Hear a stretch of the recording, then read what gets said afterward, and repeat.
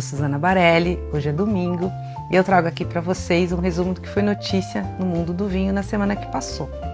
Eu vou começar com um texto que eu escrevi para o Paladar, na Levan Filosofia. Nessa semana está chegando o Dia dos Pais e eu fiz um texto que eu gostei bastante de apurar. Conversei com dois pequenos produtores de vinho. Um foi a Jane Sena, que trabalha no Toque de Vinho, e outro foi o Ricardo Bon Gonçalves, que é da RBG Vinhos. E a minha questão para os dois foi assim: bom, eu sou uma filha e quero dar um vinho para o meu pai. Como é que vocês descobrem qual é um bom vinho para o seu pai? Né? E eu gostei porque as respostas deles foram além de seu pai gosta de branco, tinto, rosé, espumante, porto, quanto você quer gastar? Que são perguntas meio óbvias e que eu acho que só com essas perguntas você não consegue sacar muito o perfil do que você vai dar para o seu pai, a não ser que você tenha uma ideia muito clara do vinho que seu pai gosta e que você quer presentear.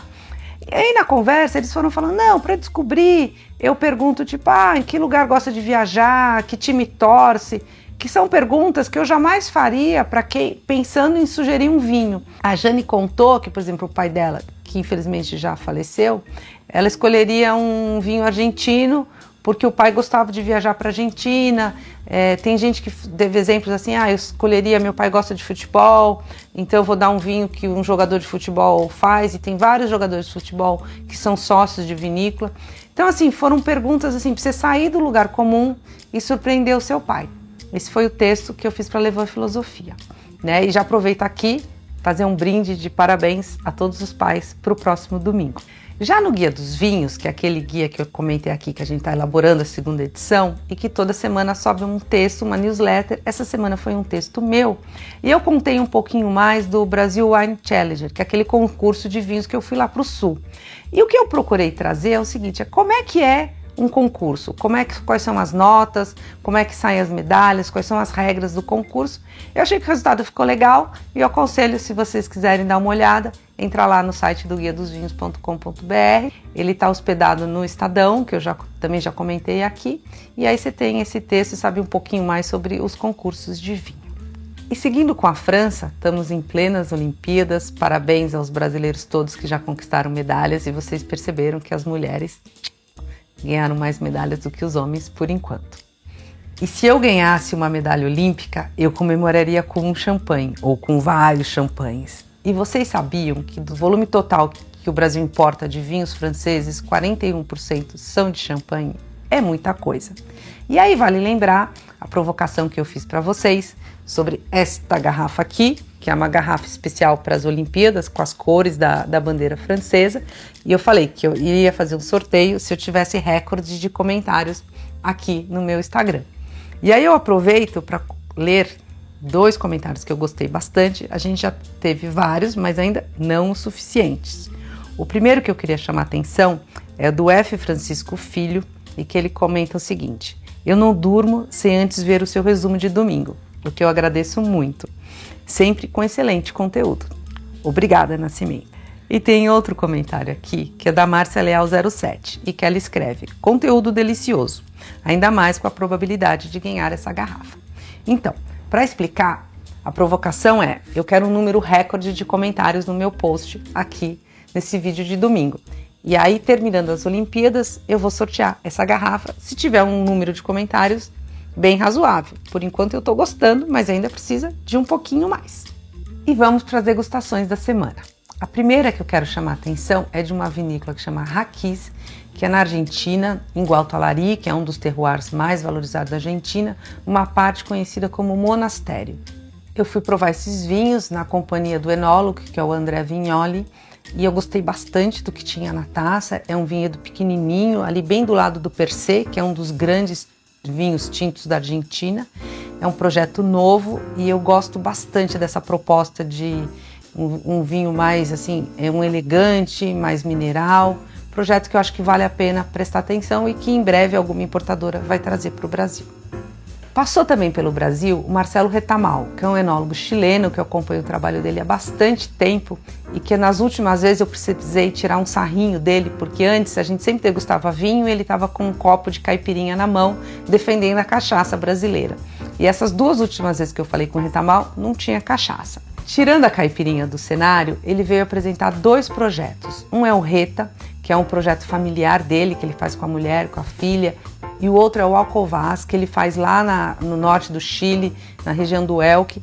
E eu gosto bastante da proposta dele, porque o Marcelo ele é muito irrequieto. Então a ideia é descobrir terroir, é trazer um vinho com um toque mais salino, com uma pureza de fruta, com uma complexidade. É um projeto que é sempre legal, vale a pena, e quem importa é a Decanter. Também passou pelo Brasil, depois de um bom tempo, a Olga Fernandes e a sua filha Ângela. Elas são a 2ª e a 3ª geração da Pesqueira. A Pesqueira é um projeto da Ribeira do Duero, um projeto muito que trabalha apenas com tempranilho. E dessa passagem aqui, dois estilos de vinho me chamaram a atenção.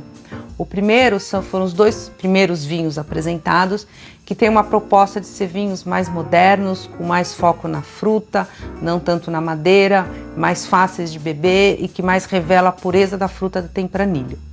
Eu estou aqui elogiando os vinhos mais modernos da Pesqueira, mas o grande vinho da noite foi uma garrafa que a Olga trouxe na mala, que é um Gran Reserva que chama Janus, é um 100% tempranilho, que ela elabora apenas em anos especiais.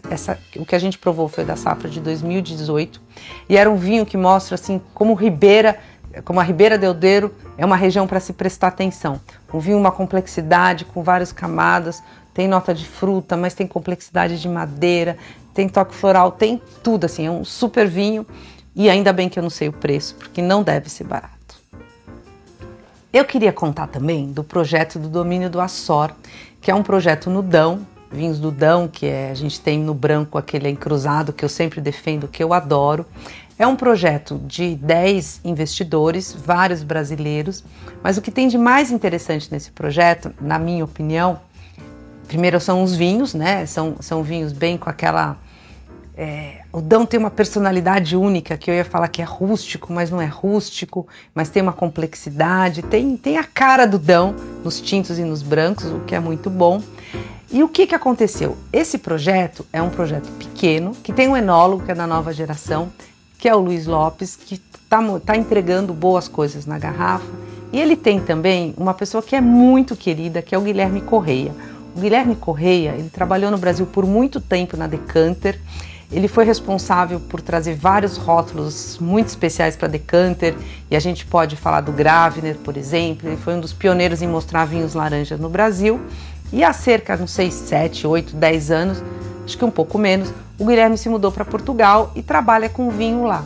E ele é o responsável pelas diretrizes desse vinho do Dão, que agora começou a ser importado pela Claret, e eu recomendo vocês aprovarem. E eu vou terminar esse vídeo falando da degustação que eu tive com o Sebastian Zucardi. O Sebastian é da 3ª geração dos Zucardes, que elaboram vinhos na Argentina. E o Zucardi, ele é um enólogo também muito irrequieto, como o Retamal, e ele tem um foco muito grande, não só ele, mas ele é um dos principais, em entender muito o terroir, da onde está vindo os seus vinhos. O foco dessa degustação foi Pará de Altamira, que é uma das 3 regiões do Vale do Uco onde ele tem vinhedo, e foi uma aula de entender onde tem mais calcário, onde tem mais terra, onde tem mais areia.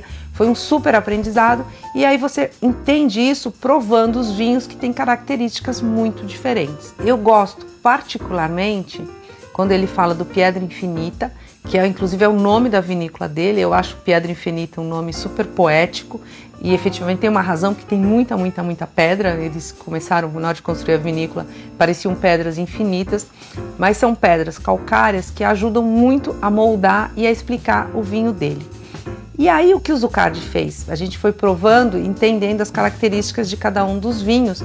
E aí uma hora eu perguntei, porque quando você olha o mapa do vinhedo, você vê que ele é todo recortado. Aqui tem mais pedra, aqui tem mais areia, é um mapa todo de recortes assim. E aí eu falei, Sebas, se você tivesse que plantar esse vinhedo hoje, o que você faria? Ele falou, em vários lugares eu deixaria a mata nativa e não teria vinhas. Então assim, você vê que a Argentina está tendo um ganho, um conhecimento muito grande dos seus vinhedos e da onde vale a pena ter vinhas. E além de todos esses tintos que a gente provou do Piedra Infinita, tem um vinho que eu gostei particularmente, que é um branco elaborado com a variedade Semillon, que é uma também variedade que tem muito tempo na Argentina e que vem do vinhedo Finca Los Membrillos. E é isso, espero que vocês tenham gostado desse resumo. Lembrem de comentar, lembrem que a champanhe está te esperando e até a semana que vem.